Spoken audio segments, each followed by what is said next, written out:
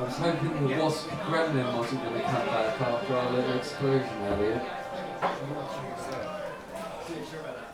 Matty, first thing I want to know, what does GM4EFL stand EFL. for?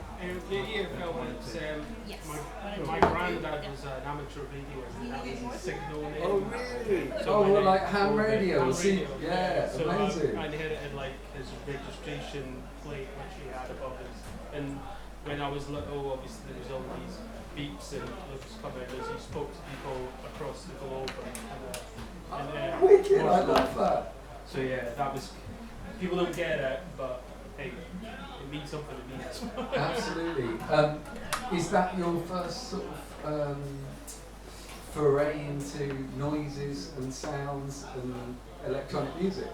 I don't know, maybe. I mean, you know, I've kind of got into music through guitar music, then as I did, got into electronic music as a kind of like, started going to clubs, and then, I don't know, kind of a bridge between both, so at home, although I'm running off a backing track here with some guitars, I've got like synths, so I like the idea of like merging the two, and it's not, you know, sometimes there's acoustic drums, sometimes there's different.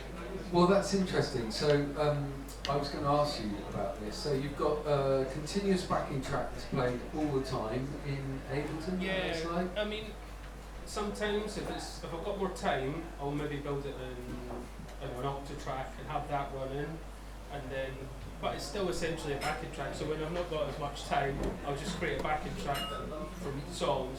It's basically because like there's a guy Andy Bale from Ride, and I kind of saw him doing something similar in a cafe, and I thought, well, why not? And then, you know, obviously maybe sometimes I might bring in a synth and do a bit of manipulation, but when both hands are kind of busy and your feet are busy, sometimes I feel it's kind of warrants just having a backing track. Yeah. I'm sure the crowd out there are actually cheering for you and not the football. I heard halfway. Well, I hear like a live drum set in there that you've then recorded? So yeah, a while back I saw Nick McCabe from The Verve, and he had recreated the drums from like some of their stuff through Native Instruments Abbey Road kit. So that comes with a load of MIDI, and I was just saying to my mate earlier, I have to work quickly, and I'm not the kind of person that's into moving things around the screen. So find a drum beat or find a little loop, then find a drum beat, play my bass over, and then guitar, and maybe affect the guitar so it sounds a bit more synthesized, or maybe just have an arc running. I mean, this is just some of it. There's obviously more, and as I go and probably do more EMOMs, with some changes. And I noticed, well, I didn't notice, someone else did and pointed out to me, 12-string guitar, man.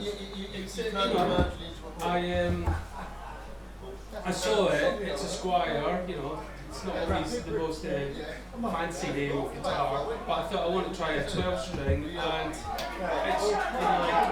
it's great for just, playing guitar. I've got, it's got a Jag at home as well, but sometimes it's nice to have something different to play.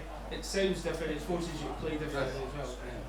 Did I hear, well certainly I felt that, there was some talk vibes in the set. Is that a fair assessment or not? Not someone I listen to, Right.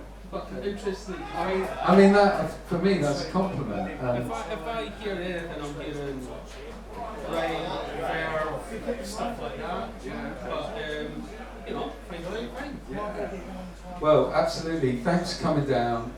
Thanks for bringing the kit. Anyone got any quick questions? I always like to put it to the audience. Absolutely nothing again. I love that.